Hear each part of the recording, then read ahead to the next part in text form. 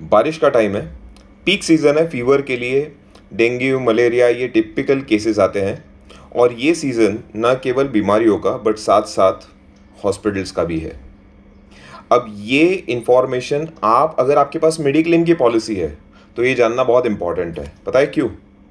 Recently GI council ने एक circular जारी किया था सभी हॉस्पिटल्स के लिए कि भैया अगर नॉन सीरियस इश्यूज है, खाली नॉर्मल रेगुलर फीवर है, अनकॉम्प्लिकेटेड इश्यूज है, तो इसको ना प्लीज़ भर्ती मत करना, इसको एडमिट होने की ज़रूरत नहीं है, घर पे ठीक हो जाएगा।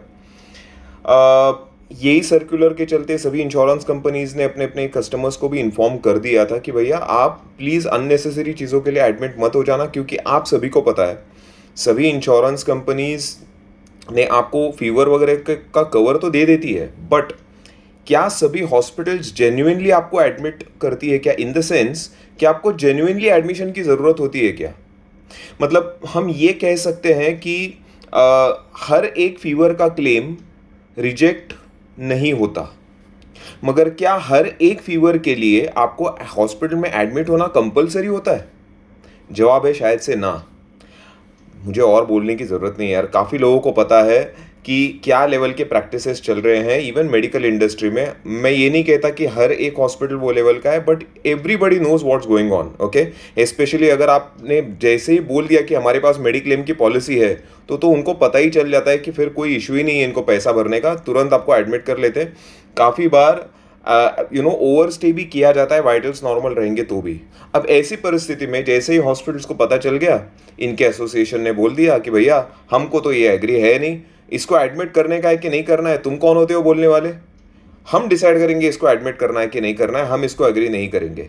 अब ये खुली ठसन में बीच में फंस जाता है बेचारा मेडिक्लेम का कस्टमर, स्पेशली अगर रीएम्बर्समेंट के केसेस है, क्योंकि कैशलेस में नेटवर्क हॉस्पिटल में तो सीधा सीधा सामने आपको पता ही चल जाएगा, इंश्योरेंस कंपनी सीधा पहले ही दिन में ही आपको बोल देगी कि आपको क्लेम मिलने वाला है या नहीं मिलने वाला है।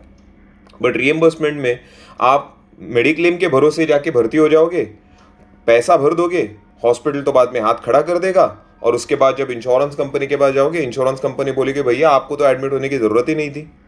अब इसमें एक प्रैक्टिकल सोल्यूशन ये है कि ऑलमोस्ट सभी कंपनीज तो मैं नहीं कह सकता, बट कुछ कंपनी, अभी स्पेशली अगर आप स्टार हेल्थ के कस्टमर है, मुझे दूसरे कंपनी का पता नहीं, मेरी स्टार हेल्थ की पॉलिसी है तो मैं आपको बता सकता हूँ, इन्होंने होम हेल्थ केयर नाम का एक कॉन्सेप्ट लॉन्च किया है, या टॉक टू स्टार, कि जहाँ पर मैंडेटरी नहीं है but fever, gastro, urinary track infections वगैरह ऐसे कोई इश्यूज रहेंगे ना, तो आप प्लीज़ इनको सबसे पहले इनके नंबर पे कॉल करना। माइनर रहेगा तो ऑन द स्पॉट आपको, जैसे आपका फैमिली डॉक्टर आपको मेडिसिन देता है वैसे आपको मेडिसिन दे देंगे।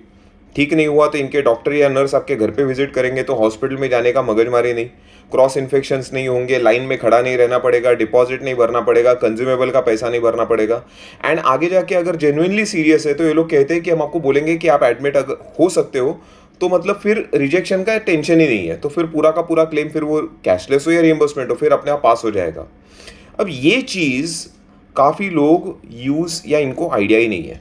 ओके, सो अगर आपके पास आपके मोबाइल में अगर इंश्योरेंस कंपनी का टोल फ्री नंबर सेव है, तो मैं तो ज़रूर रिकमेंड करूँगा कि ये जो टेलीमेडिसिन या जिसको हम होम हेल्थ केयर या talk to the insurance company का जो नंबर्स है ना, ये आपके एजेंट से ज़रूर लीजिएगा, and please save it on your mobile. Normal देखिए, किसी को हार्ट अटैक आ गया या कैंसर का इशू है तो कोई रोकने वाला नहीं है, बट टिपिकली सबसे ज़्यादा अननेसेसरी एडमिशन्स हो रहे हैं फीवर वीवर के इश्यूज़ के लिए। कितने ही पेशेंट, जैसे यार मेरे रिलेटिव्स में कितने लोग हैं जो डेंगू होने के बाद घर पे ठीक हो गए। हर एक डेंगू में हॉस्पिटल में एडमिट होने की ज़रूरत नहीं होती, बट माहौल कोई बार ऐसा खड़ा किया जाता है कि जिसको तुरंत उसको इमरजेंसी में एडमिट करने को बोलते हैं, एंड जो चीज़ घर पे भी ठीक हो सकती है वो चीज़ वहाँ पे भी हॉस्पिटल में करा देते हैं।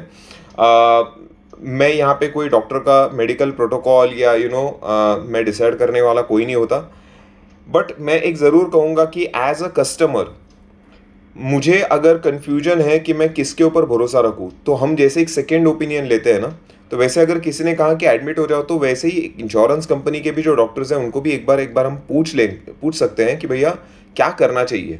सो इफ़ वो डॉक्टर ने भी बोल दिया कि नहीं यार, we think you are it requires admission, admit हो जाओ, आपका क्लेम कोई नहीं रोकेगा।